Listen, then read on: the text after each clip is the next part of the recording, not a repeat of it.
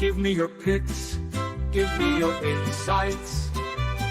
I want the bets from Betting Weekly. Because we win, that is our motto. Sometimes we win, sometimes we don't win. Don't give us the bird, don't give us your stink eye. We try our best and we're successful. Come watch our show, Bet River sponsors. It's time to start, enjoy the show.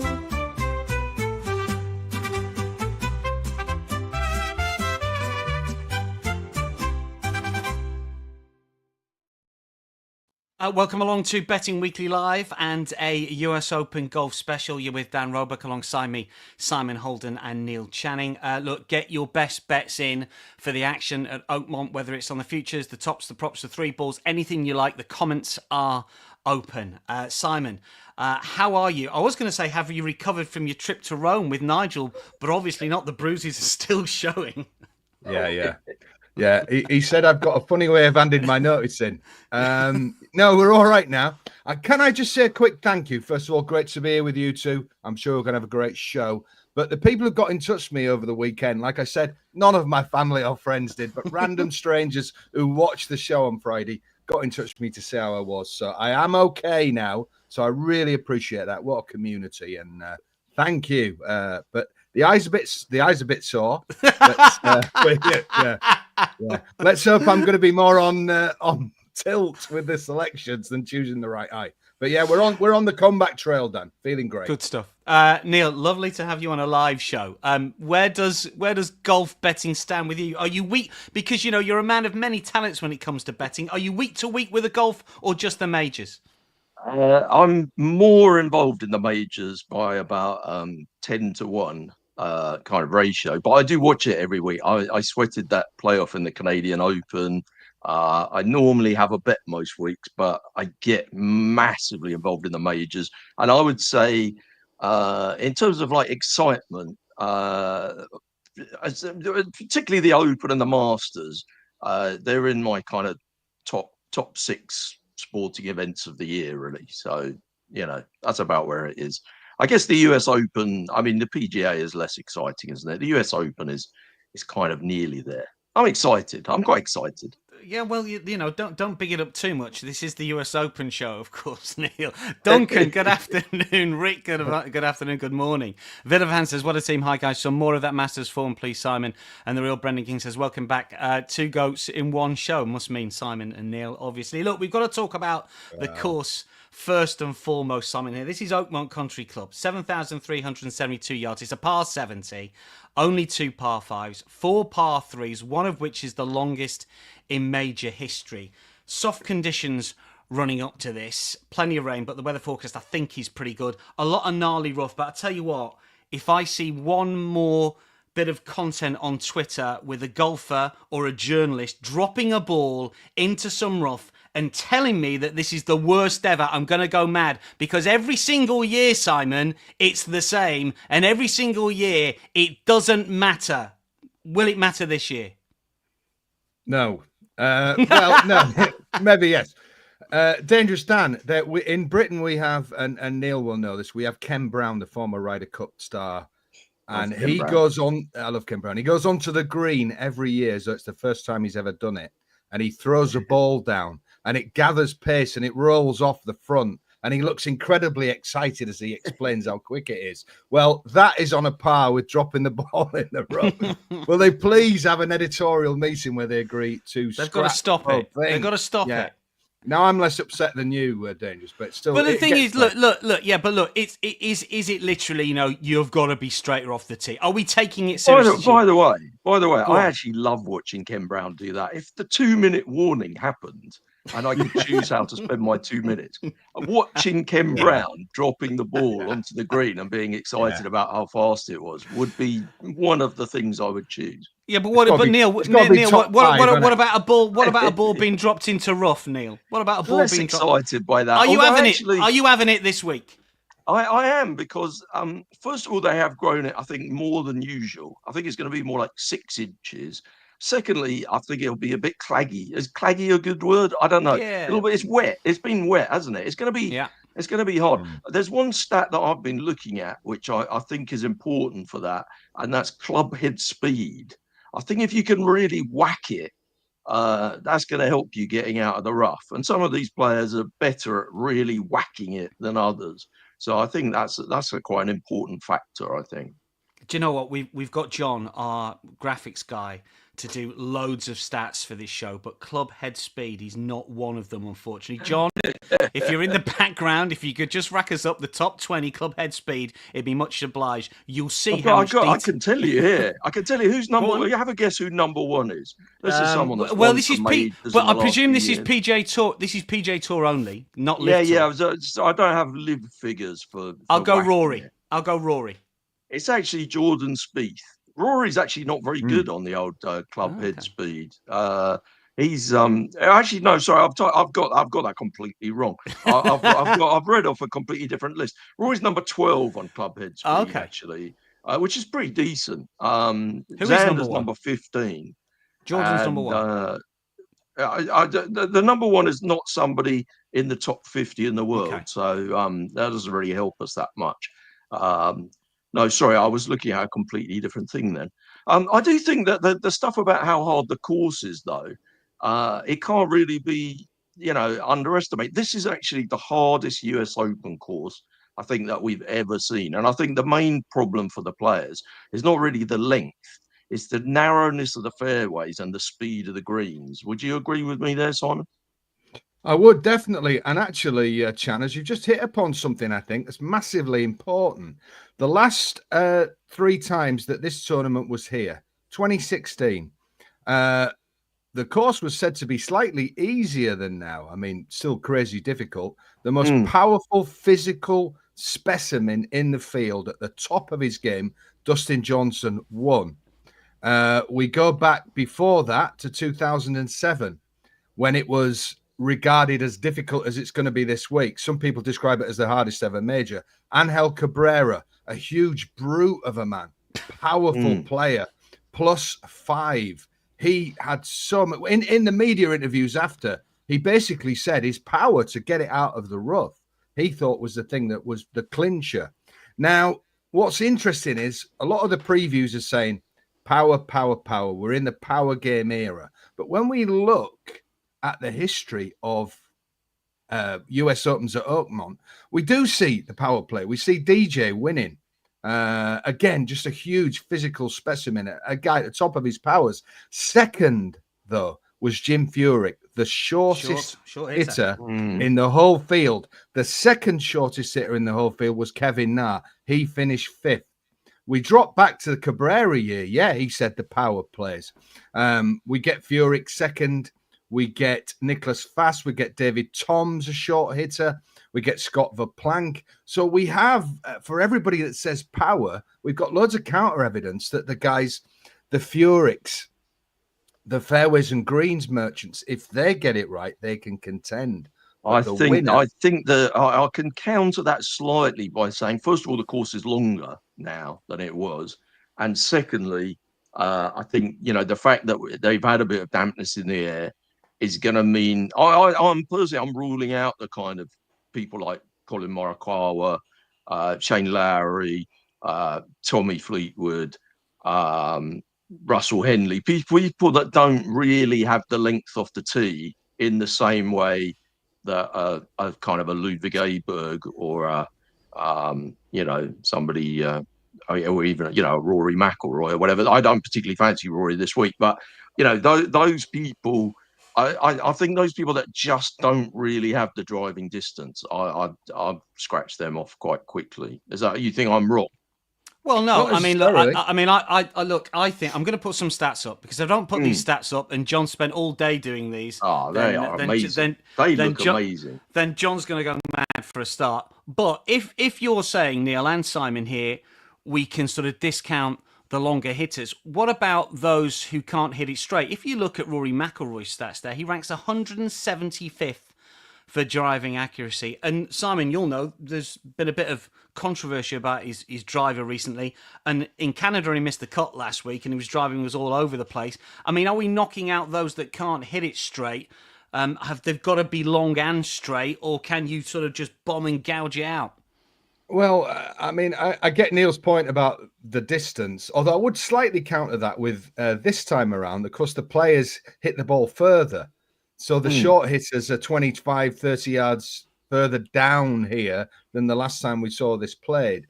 But, I mean, the thing about Rory is he is getting a lot of negative vibes out there. And I don't know whether that's kind of like to take pressure off himself. I'm not reading too much into him missing the cut last week. I don't think he wanted to be there. He looked early on like he realised he was going to miss the cut and couldn't give a toss, didn't he, really? Basically. I mean, you know, did he say to his caddy, what's the cut line? I mean, we cannot say anything too naughty, but I'm not reading too much into that. And, of course, everybody's got a price. This time last week, he was challenging for second favoritism with Bryson. I can't have Rory though. It's not like we're getting like triple the price I'm not Rory, were a few weeks ago. But the point about the length here, surely, is that this course is a little bit like the Masters in that the greens are so treacherously fast. If you can come in with a bit of loft on your second shot, you've got a chance of giving yourself a makeable putt, or at least a reasonably safe two putt. And if you're having to hit it just that bit further on your second shot, it just makes that whole game so much harder. And but that's the case everywhere, isn't it, Neil? You know that is the way the game's going. That is absolutely that is why the big look. As far as the Stimpmeter I think that is a factor in majors generally. Because of the way the modern game has changed, and they have to, particularly at this course where the members are keen that, the players don't take the mick. They don't want to see a 7 under winner or an 8 under winner. They want to see a 2 over winner, if anything. And I think that means that even more than normal and much more than in other tournaments, only the absolute elite players have really got a chance. It makes it so much easier to narrow the field down. I don't know whether you disagree with me on that. Look, there's a couple of points of order before we get to talking about one or two of the players. I want to ask you two. We just looked at those stats categories. And I'll put great they were as well. Thanks for those, John. Thanks for that, John. Look, the speed of the greens this week is expected to be between 14.5 and 14.9. Augusta's average is about 13. Tour average is about 12. Okay? If you were to pick two stats categories for our viewers and listeners to take a look at coming off the back of this show to concentrate on, which two would it be? Would it be driving accuracy or driving distance or putting or strokes gained around the greens or approach?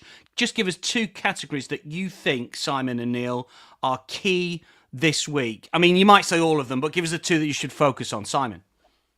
Well, you've got about 8 holes here where the fairways tilt. So accuracy, whether you hit the middle of the fairway, you're going to come off left or right. So I've got to say distance, but I've got to say short game and scrambling would be my two. Yeah. I actually looked at 9, but I think scrambling was in my kind of top 3. I think bogey avoidance is quite a good one because I think it's such a tough course. That's quite a good way of measuring who can keep it together, isn't it? I think, one of the things people always say about Scheffler is that, if he makes a mistake, he doesn't compound it by making another mistake.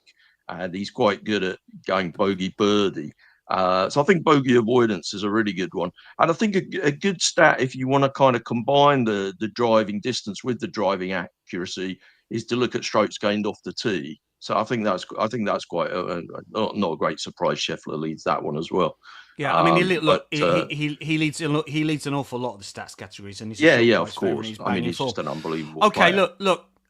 Just one or two comments from the guys tuning in. Ming says, hi guys, looking forward to your thoughts on this one. Steve says, would an 18 handicapper break 120 around here? They asked a lot of players, didn't they? They're not going to play, I think the answer is no. They're not going to play under these conditions. Yeah. Troy saying, the length of rough has become the defining trait of the US Open. This is true. Biggest pre-tournament talking point, so I get it. Meninda amongst other things, says, I'm going 6 on the clubhead speed. Cree says, hello, outright picks, and Cree tweeted me earlier. He says, outright picks are Shane, Tommy, Rahm, Harris English, and pick up Scheffler in the tournament if he goes a little bit bigger. Okay, I'm not so sure about Shane and Tommy. You're talking about Lowry and Fleetwood there, but, good picks. Can I just say, Dan? Go on.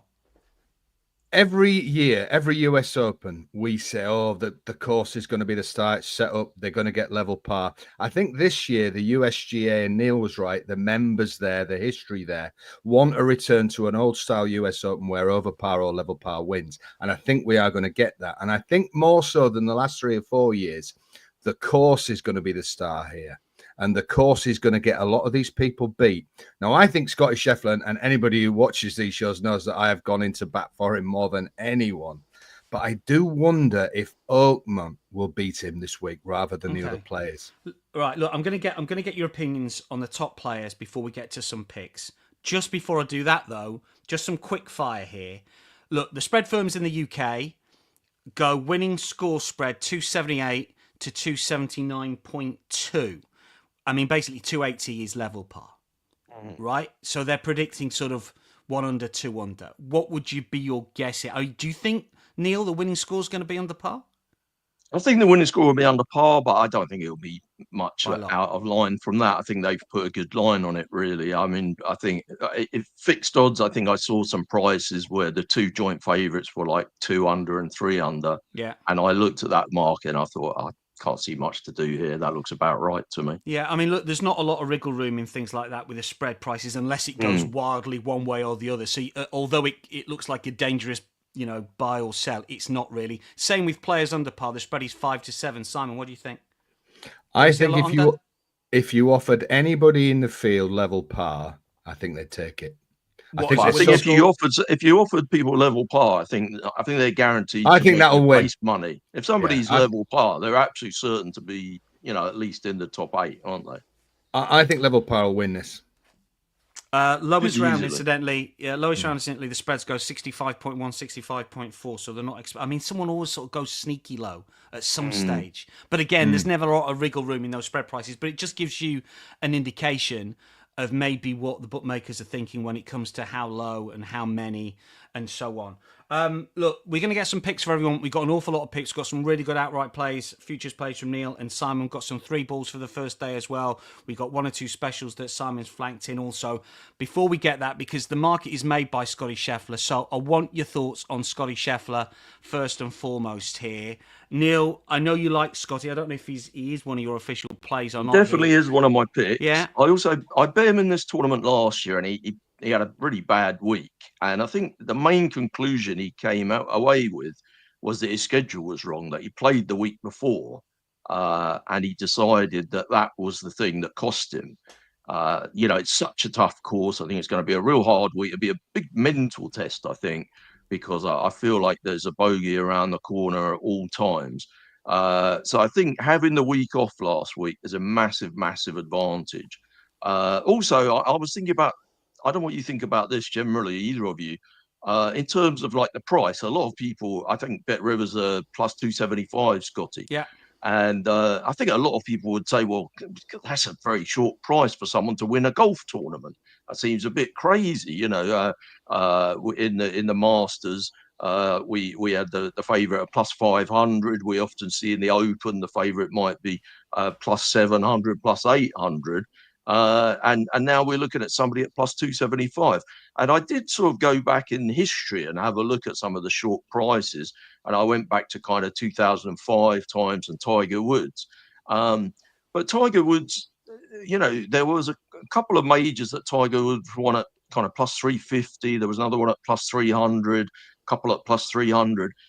Actually, over those kind of 3 years when Tiger was absolutely winning everything, if you'd have bet him at plus 275 in every tournament, you'd have been making a nice profit in every major. He was winning enough majors at those kind of prices. So I suppose the question is whether Scheffler's dominance is as much as Tiger's. I mean, I don't know about you guys, but my methodology for this is to kind of look through the categories that I'm interested in, and I came up with 9 different characteristics that I thought, and that was, was greens and regulation, strokes gained total, scrambling, bogey avoidance, approach putting. I thought was quite big because these greens are so massive. I think people that can lag putt well will do well here. You're going to be looking at your second shot getting to like 60 foot away, 40 foot away, and they're very treacherous greens. So I sort of looked through all those categories, and I eliminated people that were below average in 2 categories or more. And once I did that, and I only looked at people who were in the top 30 in the world. So once I'd done that, I got it down to a shortlist really quickly, and my shortlist only had about half a dozen people on it. And once I had that shortlist of half a dozen people, and all of them were below average in one of my categories, apart from Scottie Scheffler, and I thought, do you know what? He's number 1 in strokes gained total. He's second in scrambling. He's 6th in greens in regulation. He's top in bogey avoidance. He's top in strokes gained off the tee. He's got he used to be better for driving accuracy. Putting was his downfall previously. But even that's better. Approach putting, he's 16th. I mean, there's a lot of ties in that. But I looked at it and I just thought, I can't really. I bet him last year at roughly the same price for this tournament. How can I not bet him again? He's having a brilliant year. He's. I can't remember. I had it in front of me before, but he's played. Has he played like I can't remember. I'm just going to try and remember. I'd have to look it up. 17. No, that's not. That's too many. I can't remember. He's won 3 tournaments this year out of something like 15, and he's won 3 of his last 4. And he's and he's including the PGA, including and if you look at the 7 season with an on injured offer hand. with Bet Rivers, he virtually does that, 2 times in 3. I think win and place. It's so hard to not see him place. All right, really. Neil, you've made a compelling case for 4, and I sense that Simon might be against. But look, in terms of stats, as Neil points out, Simon, he tops an awful lot of the significant categories. And he's been winning. He won the PGA, he won the Memorial. He comes in fresh, as Neil points out. But you alluded to the fact that you thought that, do you know what, Oakmont might get the better of him. And it's all to do with price. If Scheffler's 5-6 to 1, we're all piling in. He's not. He's 11 to 4. He's plus 275. Is that a play or a lay for you, Simon? I've got enough negatives to think this is not his way. It's hard for me because he's my favourite player basically since Colin Montgomery. I absolutely adore Scottie, and I get abuse on here for blindly tipping him. I'm accused, but I watched the start of the PGA. Now I actually bet him to win. I tipped him on here, but he was in the marquee 3 ball with Xander and Rory, and there was a spell on the first day where in 8 holes, not one of the 3 hit a fairway. And Scheffler was so unlike himself that he was agitated. He gave an interview at the end saying how unhappy he was. The brilliance of the man is he won the tournament. He then won in Texas. He gave another interview at the end where somebody said they've seen people look happier when they missed a cut, where he was angry about his driving. He hits a slice, a power fade that has turned into a sort of slice, and he tries to overcorrect it, and it turns into a hook. Now, he's so good that he's still winning. His approach play, his distance control is. Neil mentioned Tiger. We haven't seen stats like this since Tiger in his pomp. But I just wonder if he isn't going to be far enough down the fairway, and his 130, 40-yard hackouts are going to mean he's playing onto the green so many times to get up and down for a par. And I just wonder, even though he's the king of the bounce back, whether it might just be too attritional, even for him, at the price. So it's with a heavy heart. I'm in the nay. Okay. Well, Neil's in the yay. We know that. You're in the yay. I just want to talk about Bryson and Rory briefly, and then we will get through everyone's official plays. Bryson, Simon, you can go first with this one. Defending champ, second favourite, a 2-time winner of the US Open as well. Look, he's been flying. He's been playing well in majors. He's been playing well in live events-ish. He won in Korea. I was trying to sort of equate the stats from the Live Golf Tour to the PJ Tour, and I looked at his driving accuracy, fairways hit on the Live Tour, and it's way down 63.1%, which would rank 40th on the PJ Tour. I know it's different courses. I'm slightly put off at plus 700. I know you like Bryson. Yeah, I mean, he's the only live golfer that I think has actually improved. And I think what it is he's the modern day Gary Player. He plays golf morning, noon, and night.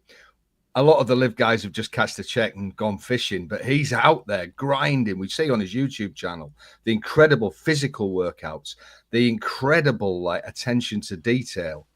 And he's the reigning US champ. He won it fair and square. Everybody talks about Rory missing the putt, but if you watch the highlights of the back nine, Bryson played heroic golf to win this. We know he finished top 10 last time it was here as an amateur. Incredible performance. I just think the way he dropped the trophy off, was it yesterday morning? He had the look of a man who was giving it on a short-term loan to me, right? And I'll see you again on Sunday afternoon. I think he's got the driving distance. I think he's got more accuracy than a lot of people give him credit for. I think his short game now to what it was 3-4 years ago has improved out of all recognition. And I think he's not quite as mentally strong as Scottie, but I think he's the strongest mentally in the field apart from him. I think the course will suit him better.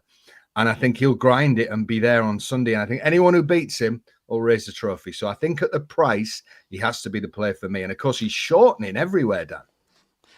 Neil, when you put all your statistical and various categories, the filters, did you come up with Bryson, or because he plays on live, it was something you couldn't do? What's your thoughts on DeChambeau? As a general rule, I tend to be against the live people for some of the obvious reasons that they're being paid so much money to play in an uncompetitive sphere where they're not really being challenged week on week.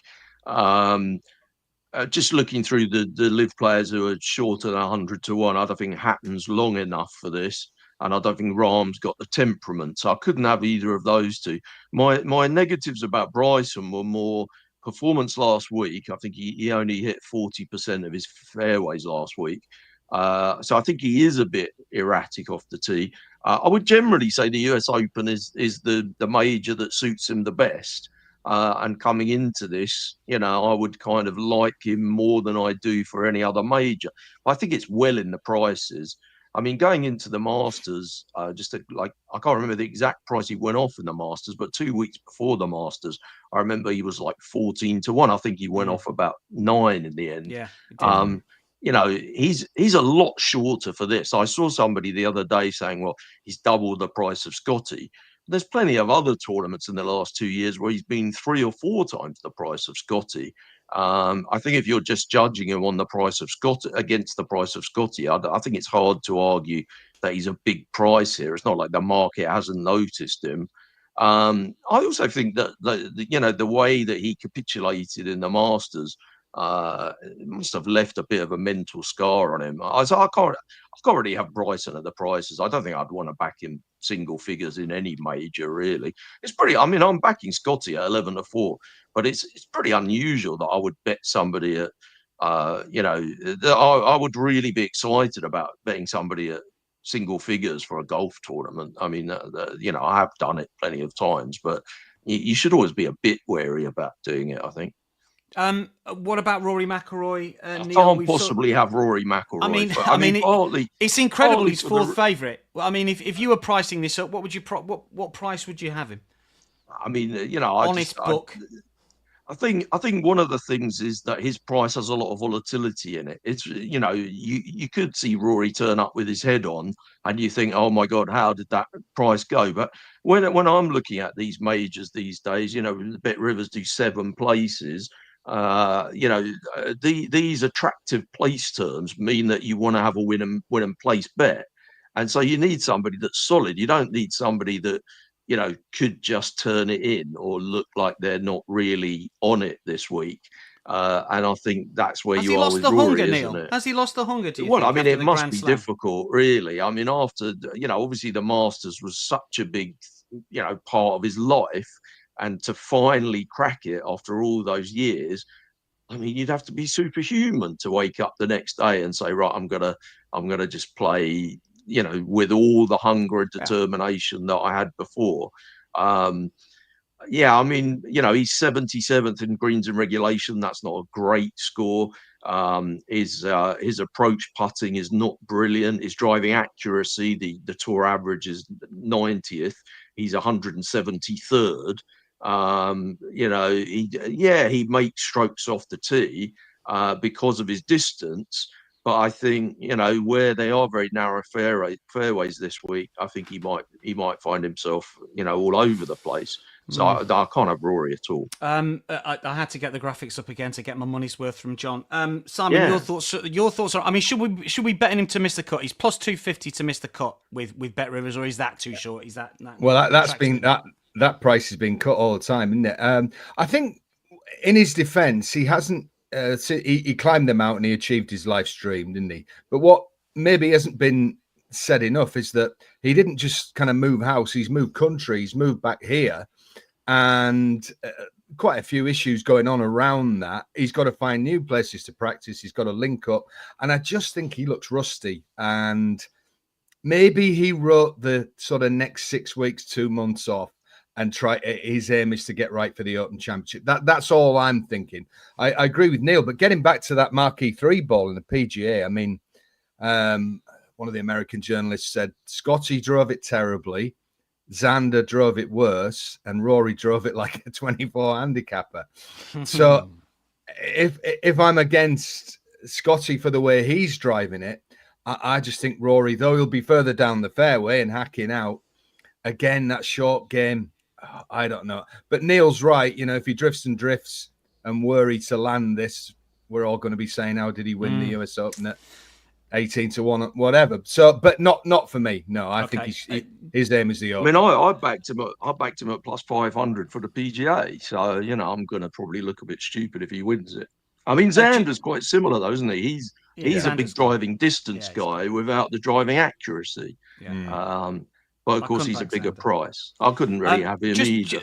Very, very quickly, do we want a word on Jon Rahm? He is the third favourite. I've not included him in the big three. Neil, I just can't back him for a tournament like this where it's going to be all about patience and determination, when I can see him having a hissy fit and throwing his clubs around. Low amateur in 2016 at Oakmont. Simon, Jon Rahm for you, yes or no? 12s. Do you know what people were saying 6 months ago? Isn't it sad? There was rumours that behind the scenes he was trying to get back on the PGA Tour. He and his manager are doing more than anyone to try and get the two tours to come back together. Very unhappy, overweight. But you look at him now, it's almost like he's had the hard word with himself. He's leaner. He looks like he's getting back to the Jon Rahm we know. It might just be a bit too soon, and we've not got the recent evidence, and there is the terrible antics. But, we can say that about Hatton and Shane Lowry as well, aren't we? I mean, here you land in the middle of the fairway. I won't be backing either of those two either. No, I know. No, I'm saying temperament has to be a factor in. But there's a lot of that. There's a lot of that with all of them, isn't there? I mean, that is a thing about professional golfers. A number of times you see clips on YouTube of people snapping their putter or smashing up their sand iron because of, in a world where people are starving and getting shot and stuff all the time, these guys have a little paddy because they don't quite get the respect from the crowd, or somebody eats a crisp too loudly when they're trying to hit their sand wedge. I mean, Nigel, blimey. Yeah. I do think he'll be top 5, but I don't think he'll win. Top 5, he's plus 240 if you just want to play on that. Picks to come, a lot of big wagers coming. We had a word with Troy and the Bet Rivers traders here. We had $1,000 play on Aaron Rai at 125-1, or just over $1,000. Takes out about 130 grand. $1,000 play on Harris English at 125-1. $2,300 play on Ludwig Aber. $2,200 play at Xander Schauffele at 20s. $500 on Ben Griffin at 70-1, takes out 35k. $800 play on Tyrrell Hatton at 40s, takes out 32k. And there has been a $5,000 play on Scottie Scheffler at a bigger price of plus 345. That must have been a little while ago, to win 17,000. Right, let's get some picks then. Simon, just briefly, your main pick, and then your outsiders as well when it comes to the futures, because obviously you've talked about Bryson at length already, but just remind us of why you like him and your other plays for the US Open. Bryson, plus 700, straight win bet for me, reigning champion. I think he's the man to beat. And Yeah, we've already sort of said why. My two outsides. I actually slightly disagree, Neil. I think that you're going to get a leaderboard here that's a mixture of the power and the gritty shorter hitter. My two outsiders are Robert McIntyre at 90 to 1. I think that's an outrageously good value each way bet. I think he's got the tenacity, and I also think he's got the game for this place. And Brian Harman, the Open champion, a man who loves difficult conditions, drives it longer than you might think, and really impressed me this year in the Players' Championship.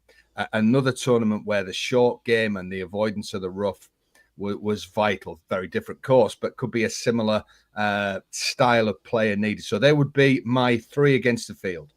So Bryson 7 to 1, Brian Harman we can see there on the list, bottom right 150 to 1, and Bobby Mack. Bobby Mack is what, plus 9,000, 90 to 1 shot. You've got a few others as well that we get to in terms of some special bets. Neil, who do you like? Obviously, you talked about Scottie Scheffler. You're down with Scheffler when it comes to the outright plays there.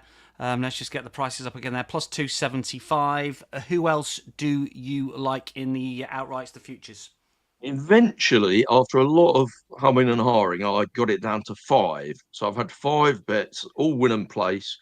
I was heartened to see somebody had a decent bet on Mr. Griffin. I like the price as well, Ben Griffin. He's plus 7,000 with Bet Rivers, which is a decent price. He's not so big on the driving distance, and the driving accuracy is a little bit out, but he does well on pretty much every other category. He's okay on bogey avoidance. He's pretty good on strokes gained total. He's very good on approach putting. He's a kind of solid all-round guy, really, and he's young and improving.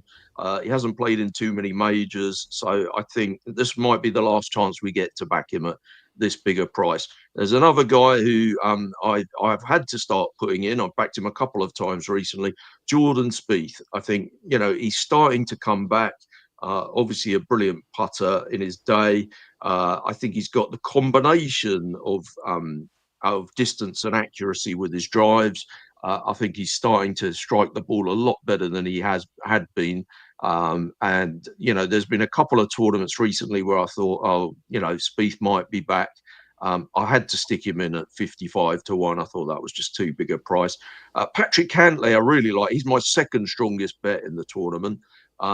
He comes out great on greens in regulation. He's third, ninth in strokes gained total. He's fourth in approach putting. He's kind of, he's above average in driving distance, and he's above average in driving accuracy, and he's well above average in strokes gained off the tee. Number 11 in the world. It just seems to me that he's just too far down the list. I don't really understand why he's, bigger than 33 to 1, when he's nudging to be one of the 10 best golfers in the world, really, and it just seems a too big a price. The other one I bet was Ludwig Aberg. He's a little bit more erratic. I have done him win in place, but he has the length for sure.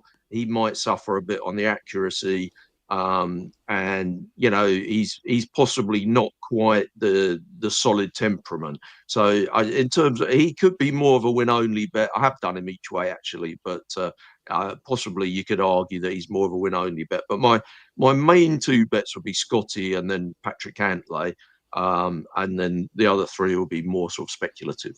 Yeah, which are Spieth, Griffin, and Aber. Myself and Simon put our picks on the newsletter. Incidentally, hopefully you got that last Friday. Just to reiterate, I'm not going to change my mind. I think Sam Burns, who lost that playoff in Canada, has got a great chance. Ranks very highly in. I definitely. He was like the last person I crossed off my short list. I know. Yeah. I think if the Canadian Open hadn't have happened, I would have definitely backed him. I just wonder whether, coming off that playoff and possibly, the travel time afterwards and whatever, I don't know. Does that put you off at all, Dan?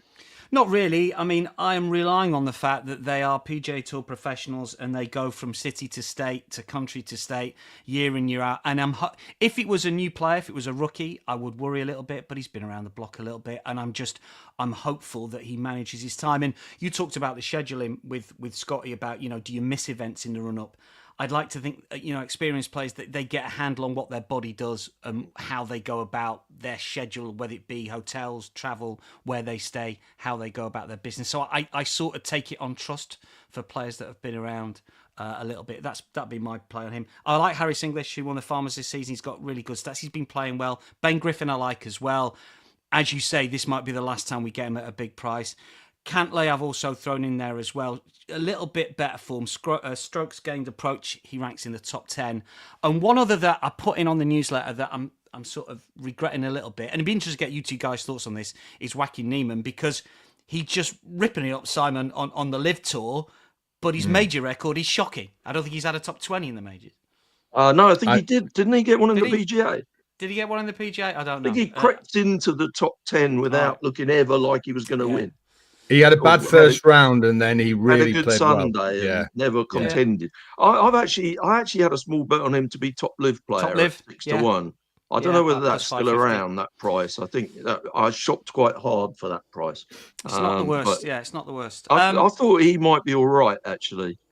Yeah, I've put him in the newsletter, so I'm going to bet him anyway. I'm not going to renege, but he is pretty short for a play that hasn't actually. I quite like your Harris English as well. He was another one that him and Burns were two that when I had my short list of 10, they were on it, but they didn't quite make my bet list. Maybe you might have talked me into a couple of extra small ones. Okay.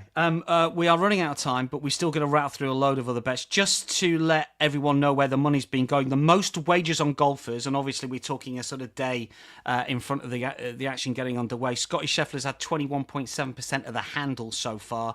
Bryson 11.8%, Abear 4.9%, Scheffler 4.5%, John Rahm 4.2%, Morikawa and Griffin are about 3.8%, 3.5%, and Rory, hold your guffaws, 3.3%. I mean, if it's 3.3% of the handle, he should be 33 to 1 shot or something. But anyway, that's for another day. Scottie's been the best bet. Yeah, he's been the best backed, even though he is the shortest price.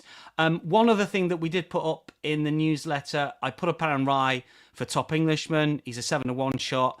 He just seems to come alive for the big events, which is a little bit unusual. He is a PGA Tour winner. He's 7-1. He's sort of top 30, the Players, the Masters, and the PGA. I don't know if you've got any thoughts briefly on Rai, Simon, Neil.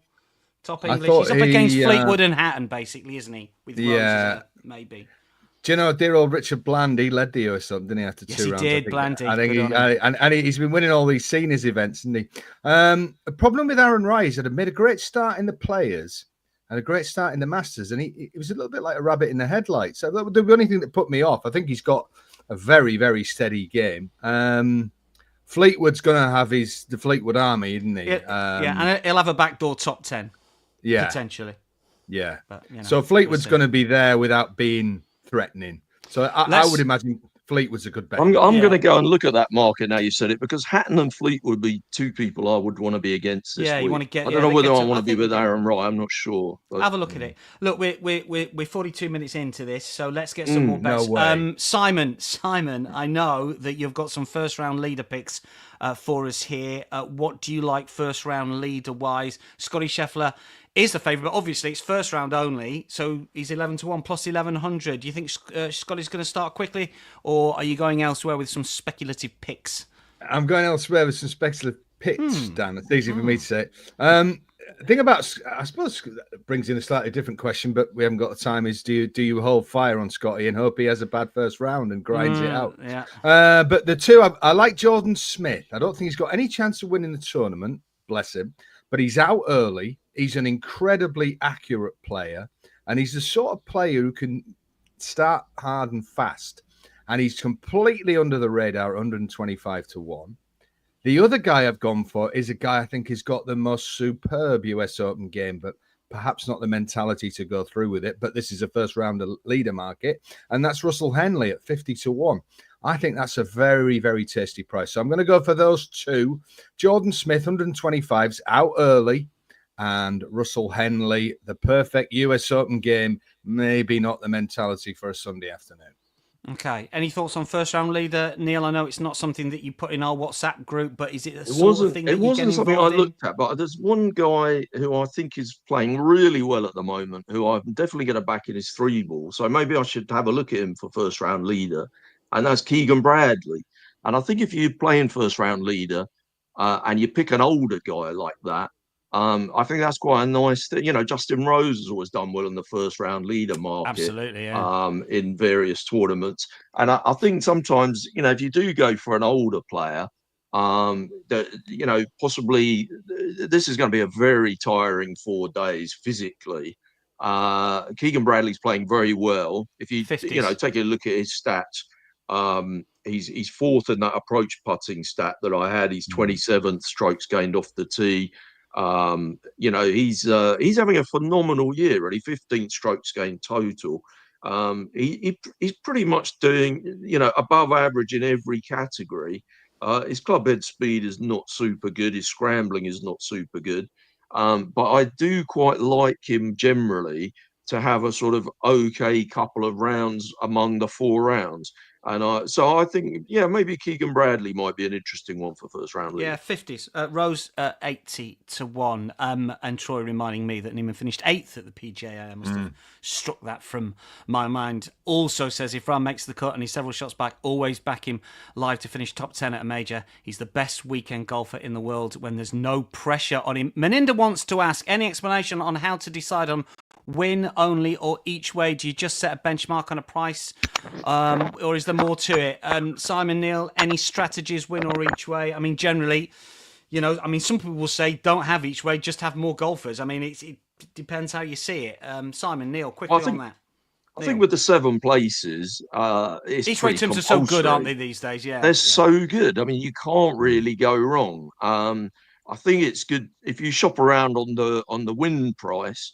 And you're not, you don't want to be taking somebody sort of too much behind what their kind of true win price will be just to get the good each way terms. So, sometimes a firm will offer more places, but their prices will be a bit ropey. So, you can compare the odds of the guys to win and then generally just try and get as many places as you can. But I think if you're getting even 6 places is fair. 7 places is excellent. 8 places amazing. Some people even do in the UK 10 and 12 places, but sometimes the prices are tightened right up, and you end up getting 20-1 when you could have got 35-1. And then you think if you'd have taken a couple less places. You feel like you're leaving a bit on the table, don't you? It's price or places. Simon, quickly on each way versus win. Well, what I'd say is on that Bet Rivers this week are doing. You can have a special to finish in the top 20 market. Yeah, enhanced. Yeah. I thought that Lucas Glover. You've got a few. Plus 500. Yeah. But I mean, I agree with Neil on that. I don't think for a start there are some tournaments where they're smaller fields now, so you've got to think. Is this a bet at 9-1 this week, but next week it wouldn't be? So I don't think you can bet a benchmark price. But like Neil, I think these are the days now where you've got to have a balanced portfolio going in, a mix of win and each way's going into a big event like this. Just give us your top 20s. You've got a couple of top 20s, haven't you, Simon? Yeah, I thought Lucas Glover, of course, winner on the devilishly difficult Black Course 2009. I thought at plus 500 to finish in the top 20, he was good. And Brian Harman, I'm already on. I thought plus 450 to be top 20. I'll have a bit of that. I really think that's nice. That's juicy. In terms of the first round leader, Scottie Scheffler, 14% of the handle, with Xander Schauffele, 33-1 shot, taking out 8%. Which I guess is interesting. And also Akshay Bhatia, a name that we haven't mentioned, taking out nearly 5% first round leader. And Justin Rose has been bet as well at 80-1 first round leader. Neil was talking about Rosie. In terms of big bets on that first round leader, Nick Taylor, $500 at 100-1 to win 50k. Justin Rose, $300 without Scottie Scheffler, sorry, not first round. Bhatia round one leader, 90-1 to win $45,000. And we've also had Xander Schauffele bet and the Scheffler Rahm straight forecast, $900 to win 40,000. Scheffler on. Didn't you have a straight forecast for us? I had a very tiny pizza slice bet on Bryson to beat John Rahm at 100 to 1. And of course, you've got to reverse it, or you'll be. You have to reverse it. You'll be found hanging the next morning, won't you? If it's the other way around, you'll be absolutely doing your brains. We have got some 3 balls for tomorrow to look at, and all of us have contributed to this. Neil, I know you gave quite a few on our WhatsApp, but you were sweet on one in particular. I mean, just talk us through your best 3 ball bet for tomorrow first up. Yeah, I don't know. I mean, I've got so many. I guess you can give us as many as you like, but you know who. Well, would let me. the I've main got one? 2 that I think 2 I've got are like stronger than the others probably. Keegan Bradley, I mentioned already. It's a combination of really liking him and really not liking one of the other 2 players. So no offense to Tommy Fleetwood, who I generally love as a person, and I think he'll do really well in the Open this year. Just don't think this is his course at all. I don't think this is his kind of tournament. So I want to be against Fleetwood, and I want to be with Keegan Bradley, but I don't really want to be with Keegan Bradley for the whole tournament. I feel like he might play quite well for a couple of rounds. So it's a perfect situation, really. Bet him in a 3 ball. I think he's plus 190 with Bet Rivers, which is a fair enough price. And he's the other person in the group is not someone I'm particularly keen on being against, but it's Harris English. You can't have everything, though. And I think Keegan Bradley, is a solid player who's kind of, sort of the outsider of the 3 ball. So I'm definitely in favour of that one. The other one I thought was a decent price with Bet Rivers, and I don't really want to be with DeChambeau. I want to be against him. He's in a 3 ball with Ballister as well, who I can't have on my mind. So although I don't really love Xander for this tournament, I've got to back Xander in that 3 ball, and he's a little bit over plus 150 with Bet Rivers. I did see the price. I can't remember now. Was it on that caption just then? Which one? Xander. Xander. He's Xander. Plus 150. He wasn't on our caption, but he's plus 150. Which I think is a very fair price. So yeah, those are 2 that I really like, but I've done a bunch actually. Yeah, I do get quite stuck. One thing I like round by round on the 3 balls, I think they're quite an interesting betting medium because, they're a test of how you can stand up to the recency bias. If you're looking at 3 guys in the second round, you've got to, how do you weigh up what they've done in the first round against what preconceptions we had and what stats we looked at to consider them going into the first round? Personally, I think all the information that you take going into the first round is more important than what they did over 18 holes the day before. I particularly like discarding people that have just done well on the greens the day before. If someone's got a lot of strokes gained putting, I tend to oppose them in their next day's 3 ball because I feel like they've kind of slightly fluked it by holding some long putts. So I love playing on the 3 balls round by round. And I'll definitely be getting really involved in the tournament. But yeah, well, you'll have to do another live one tomorrow if you want to find out what I'm doing there. But I don't know. Yeah, so Bradley and Xander are the 2, and I think you put up Tony Finau as well, haven't you? I did. I like Tony Finau. He's up against Hughes and Kirk. Obviously, we know all about Finau. He can whack it off the tee, but his short putting has generally been his Achilles heel. But I did just quite like that as a matchup. I felt like he was up against 2 people that would be less suited by this course. All right, let's get some thoughts from Simon and his well. And RHM talking about the under-21 championship. I don't mind the Dutch. They've got Mark van Bommel's boy in their squad. He's not an enforcer though. He's a striker. It's an interesting one. I think they're a fair price. Simon, what do you like 3 balls wise? We've got a couple up for you, haven't we here? 8:46 a.m. I want people to remember the name Mason Howell, plus 600. I think he's price. an amateur. I believe in, you heard it here maybe not first, but you heard it here. In a couple of years, I think he'll be in the world's top 10. I suspect in the next couple of months, maybe this week, he'll turn pro. He's not against two great players. It may be that he's so good he can just turn up and do the business. But whatever happens, Mason Howell is not plus 600 to beat those two or virtually anybody in this field. And please write his name down in your notebook in capital letters, underline it 3 times. I've got Lucas Glover to beat Cantlay. I tell you why, and I completely see Neil's reasons for Cantlay. I do like Lucas Glover, but I'm against Siwoo Kim. When I'm doing these 3 balls, I always like to pick somebody I'm against, no matter who the other 2 are.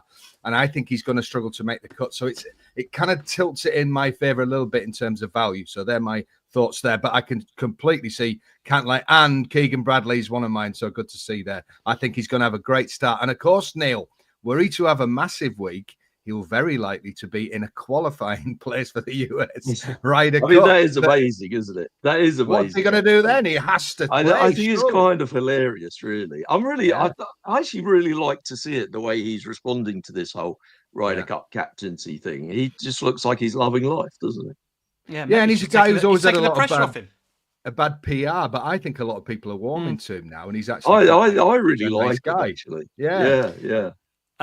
Just for the record, I've put up Taylor Pendrith and Ryan Gerrard as a couple to follow tomorrow. Pendrith against Spawn and Tom Kim. Canadian had a bit of pressure on him last week, still opened up with a really good first round score, started with a 65. Big hitter. Yeah, look, 5th in the PGA. I think he's got a bit of talent. I think he'll take care of that. And Ryan Gerrard started brilliant in the PGA Championship. 66 opening day, 69 round 1 the US Open last year. And look, Eduardo Molinari's best days behind him. He's sort of mid-div in the DP World Tour at the moment.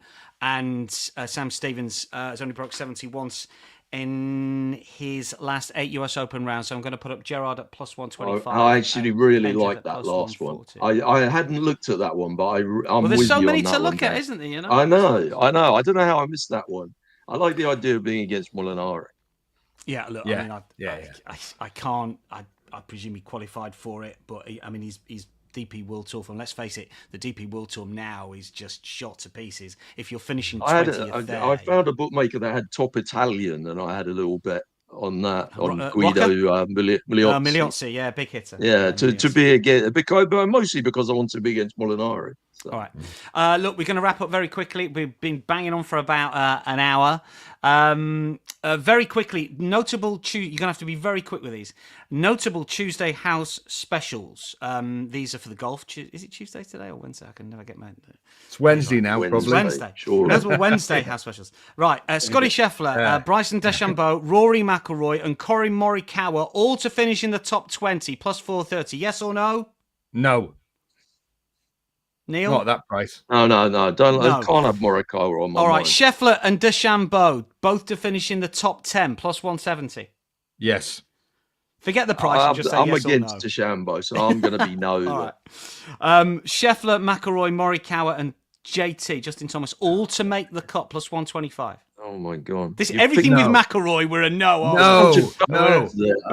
Hole in one. JT at all? He's all over the place off the tee. Any hole in one plus 128. It's not like the hole in one gang when it was 42 on all those years ago. Like it used to be, is it? Plus 128. No. Plus I think 128. I'd be a minus on the hole in one. Yeah, no hole in one this week. No hole in one. Yeah. And do we think there's going to be a playoff plus 430? Oh my gosh! Is it going to be tight? Easy to I don't price think up, so. isn't it? I don't think. I'd say no. To be decided in a price. I suppose slightly when the winning score is closer to par. Doesn't that make it more likely it's a playoff? I don't know. The kind of congealing of players around there. Plus 430. There's worse bets than that. All right, that's a special for everyone. Lots of live streams. We've got tennis and soccer and basketball, I think, here. Speaking of tennis, the tennis show is coming up shortly, as is the basketball and the Major League Baseball show. It's all on the schedule, of course, today. Best bets from the golf team before we power down for the day. Simon, we've talked about outrights, futures, 3 balls, props, specials, the lot. What's your best bet for the US Open ahead of the action at Oakmont? My best bet is to follow me on Instagram starting tomorrow with exclusive bets. We clean sweeped in the last major. We have to do it again. And if I hadn't said that, Mr. Seeley would have done the other eye.